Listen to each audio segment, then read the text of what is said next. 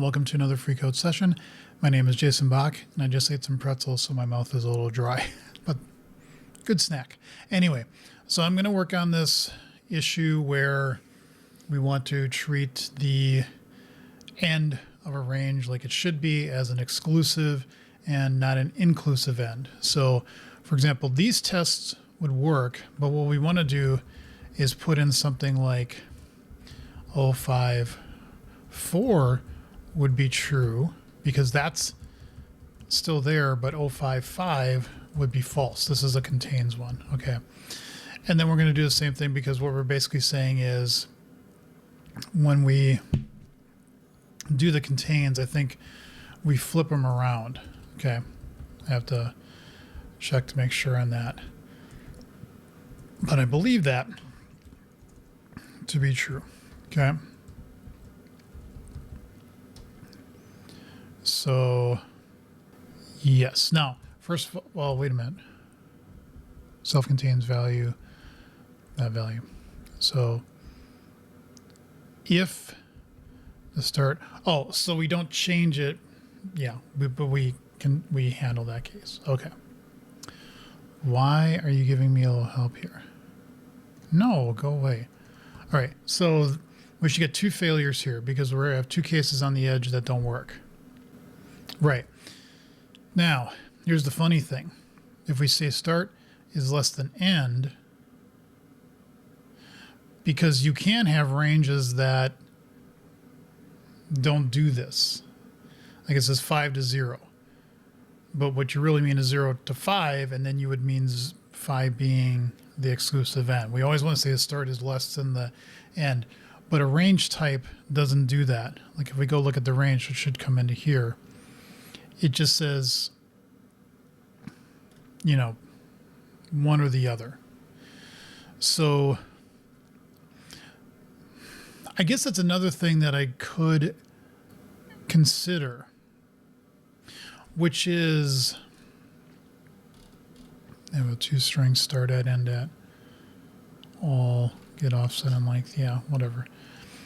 Is that if you do say 5 and 0, that means you're starting at 5 and your exclusive end is 0, which would be 1. You're doing it from actually 1 to 5, not 0 to 4.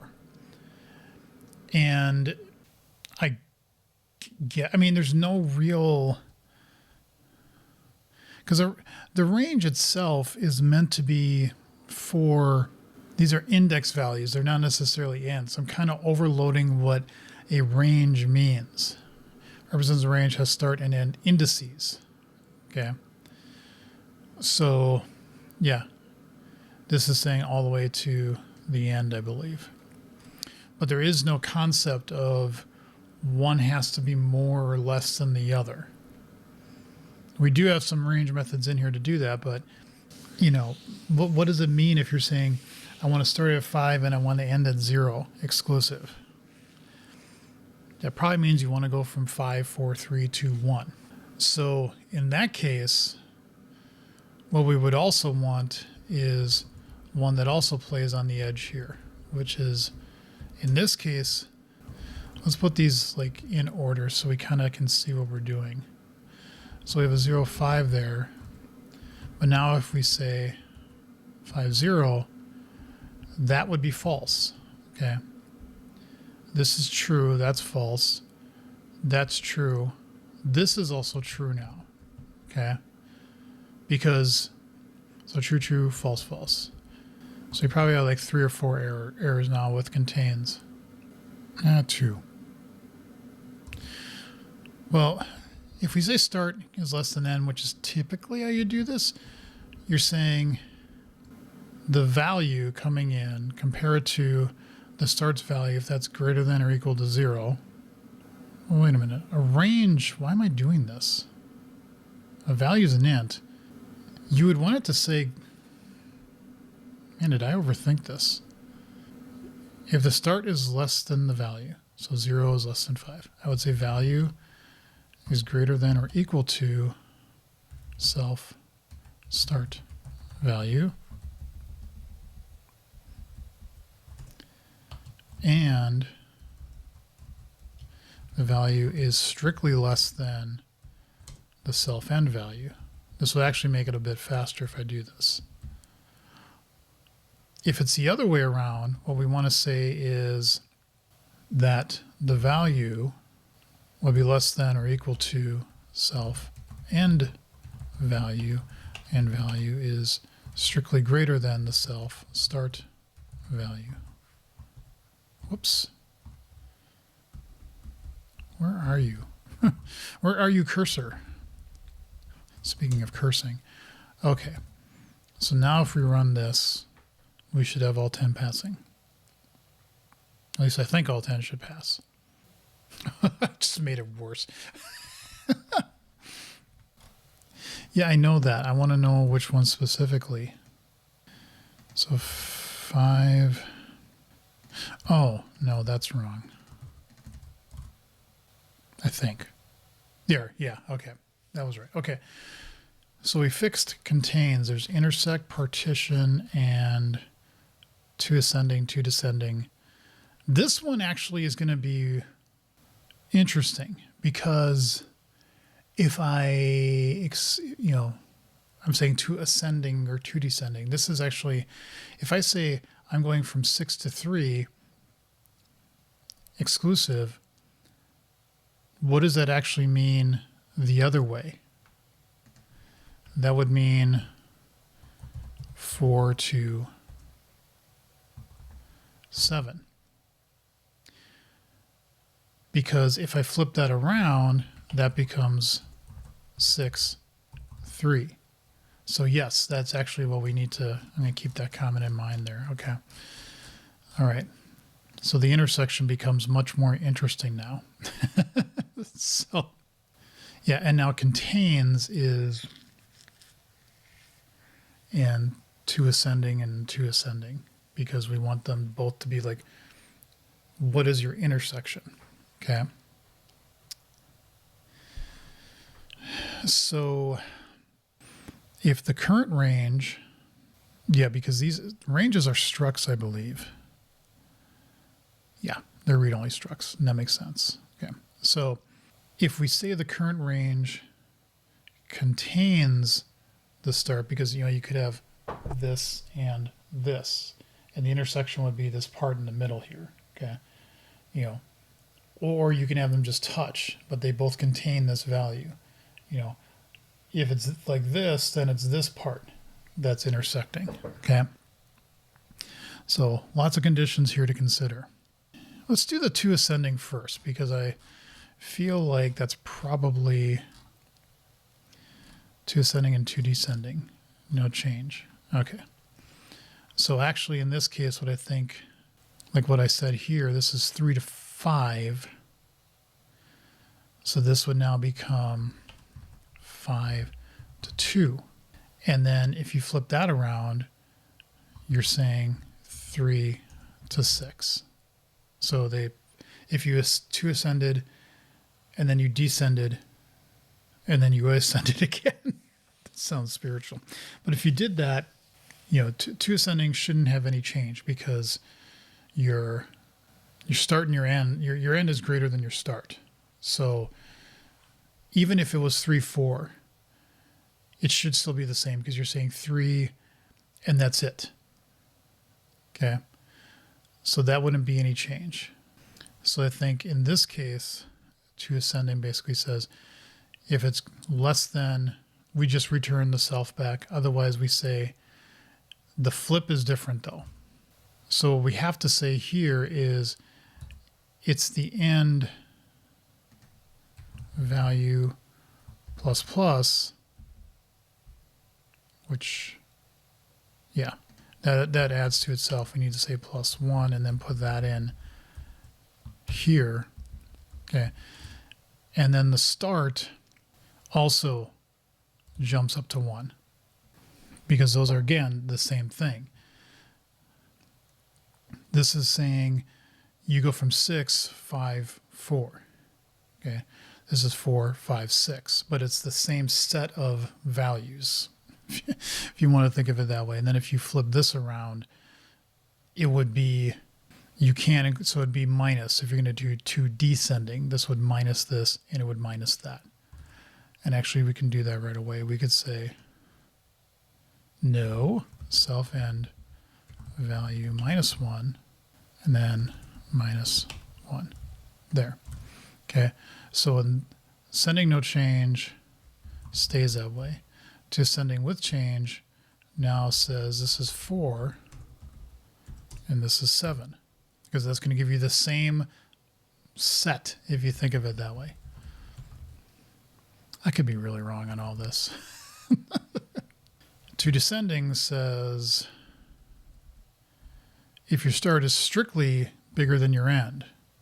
So if we had 4.3, that's saying 4 exclusive 3, which would be 4. Like if you think of this, putting this into an array, and if you had 0.2, that's saying I want 0 and 1. Those are the indices I want. And if I say 2.5, I want 2, 3, and 4. I don't include 5. So in this case, yeah, let's keep it the same here. I could be really overthinking this, but so in this case, descending no change. This is saying 3, 4, 5, 5, and 2. Again, this all came up from that admin and code problem that I ran into before. And, you know, I'm just kind of curious. Hold on. I just want to make sure that if I say var items is equal to new this, okay, and we'll just say 0, 1, 2, 3, 4, 5, 6, 7, 8, okay, var stuff is equal to items where I say 5.2, okay. Oh, that's interesting. So you couldn't do that even if you can declare a range to be 5.2. That's okay, range is here. But now if we pass that into here, yeah, it will still give an argument on range exception. But if we say 2.5, that's okay. And what this does is that stuff is now, if we print out console write line, it's just going to say, yeah, it's an array. It doesn't know what it is, though. If we say length, it should be 2. Oh, it's 3. 2, 3, 4. Oh, 2, 3, 4. Yeah. Okay. So if we say stuff at 0, that should be, no, not an access violation. Yeah. And then the second one would be 4. 3, 2, 4. Yeah. Okay. So that makes sense. And if you did the other way, it actually, when you put it into the array, it doesn't make sense. It kind of makes me wonder why they allowed that. And there's probably a reason why. You know, there's probably a reason why you would want to say start at 5 and end at 2. And like if you say start at 2 and end at 5, you're thinking monotonically. I think that's the right word. Increasing by 1. Or that's maybe redundant. Anyway, trying to sound like a mathy on Friday. Sunday. It's Sunday. Yes. God. Anyway, so if you said 2.5, you're saying 2, 3, 4, and that's it. If I would say 5.2, you're saying 5, 4, 3. You know, you're saying you're going that direction down. But you can't pass that into an array because it doesn't make sense to say, I'm going to start at 5, which would be the 4th element here. Index 5 is the 4 here.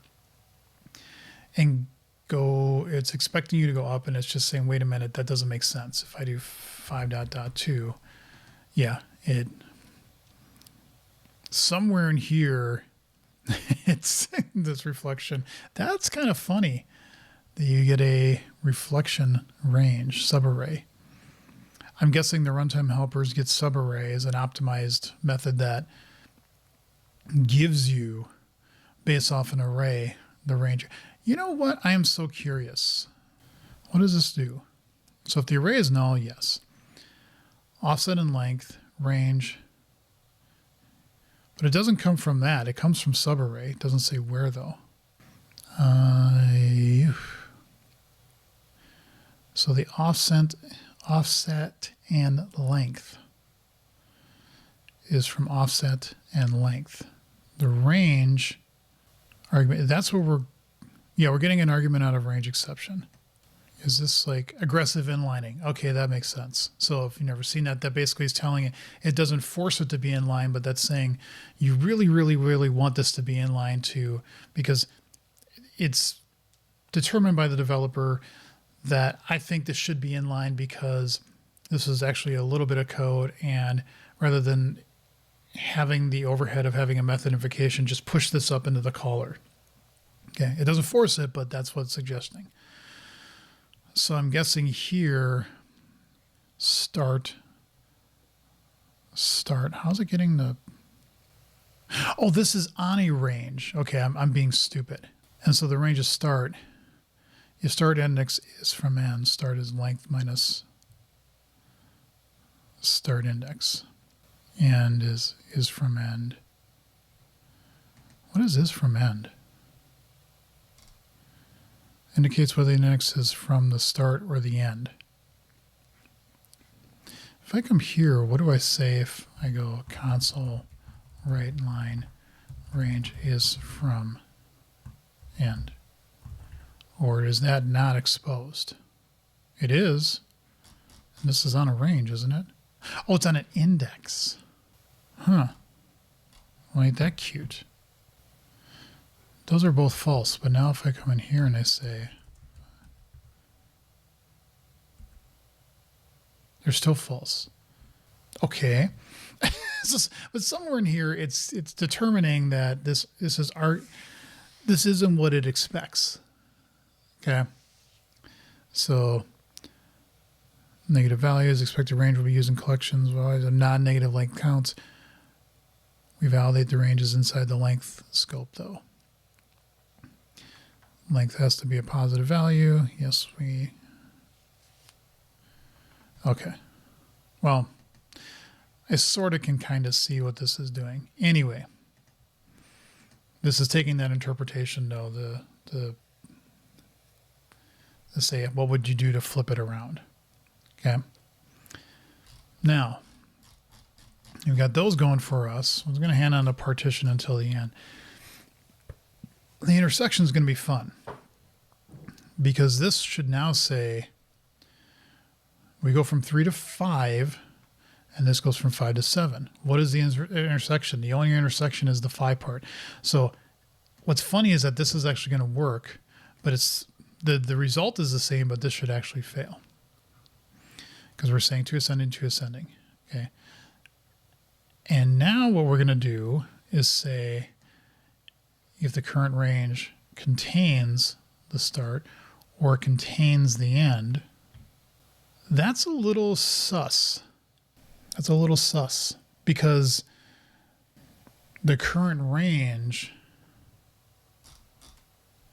here, we would want to say -1, like the end value -1.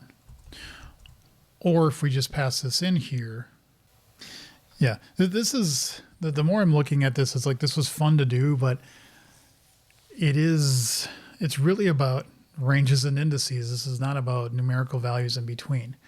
And I think I did, see, that's the thing. I think way back some point in this library, I did have my own range type, and that's what I meant it to be for, is to say you have a start and you have an end. And it basically represents all the values in between. In fact, I think I got rid of that. I'd have to go look back and look, but I think I actually took out, no, I still have my own range type.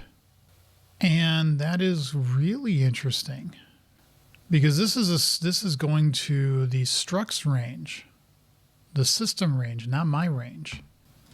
And there's a whole intersect and that. I think I just realized something, and this is a great way to end the video. The range type, like these are all extensions. Like if I come down here, the range tests here. What are these ranges? This is my range. This is my type because this is what I created. I have no idea when. I'd have to go back and look at history. Okay. But it's a range of something to an end. And I always meant this to be inclusive. Okay. Like if you, these range tests here and these range extension tests. Okay, so I've clarified something in my head in that the code that I created for the advent of code thing that you would have already seen. And when I talk about that video, I'm going to talk about the fact that I'm referencing this video. So inception that into your head. But what I should have been using for the advent of code is my range type. Because if there was, I think it was saying the problem was like if you go from 2 to, well, actually, hold on, let me look at it real quick because I can see the problem here. So it's like if it's saying 2 to 4, it's meaning 2, 3, 4. It's meaning inclusive. Okay. And my range type is, that's what it actually means, is that you're being, and everything is equatable and comparable. And I actually I like my range type better for that. The range extensions for a range was also assuming it.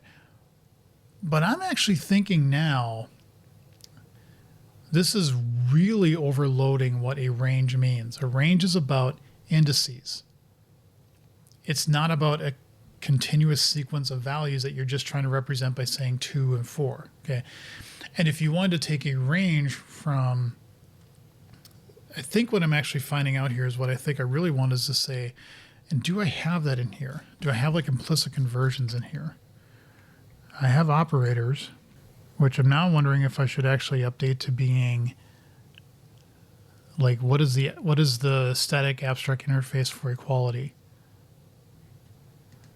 If I go look at equatable, yeah, I want like is there a type that defines, because these really should be, these t's should be numbers. I wonder if I said I number of t, what would that do? Okay, I'm getting near the end of this episode, but I think I've determined what I want to do. First, I want to just completely get rid of all the extension methods on System.Range, because those don't make any sense. It's actually confusing things tremendously. And it was a mistake to put those in there in the first place, okay? And I want to just say here, the start of the range, inclusive, okay? And the end of the range, inclusive. And then if end is less than start, the values are reversed. I do that automatically for you. Okay, I like this better. So let me put down some thoughts here real quick. Make range of t implement I number of t. Maybe. I don't know. Maybe that's a bad idea. But then all of the range tests here, which I believe have check equality, containment, and less than start. Do I have a partition on this? No, I don't. And I would probably want to partition this. This is the one I want to actually partition. So, and there's no 2 ascending and 2 descending. Add partition to range of t. Okay. So I'm going to look a little bit off camera at this one and just feel out, does that actually make sense, or is that going to make range of t absolutely explode? I'm sorry. Have t constrained. That makes a lot more sense to I number of t. So if you have an int, that's I number of int. Okay. And that way, is there a interface in .NET 7 that enforces equality using equals and not equals? Okay. This has cleared up a lot actually. So remove, and I got to put these in a notes doc for this specific issue. Remove all range extension methods, as it was a completely wrong idea to do this. It's really bad to do that with a range.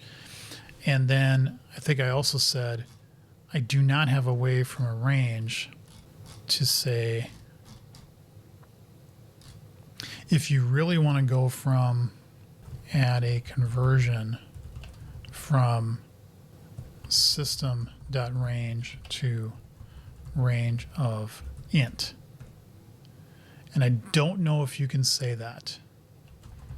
Can that be enforced at compile time, or is that type check a runtime check? In other words, I want to make sure that you have, like if you have a range of doubles, which would be really weird, or some other range type that is a number or comparable, some other type that's number or comparable, and then you gave me a range, how could I convert that into just an arbitrary range of any type? That wouldn't make any sense. It could only convert to range of int.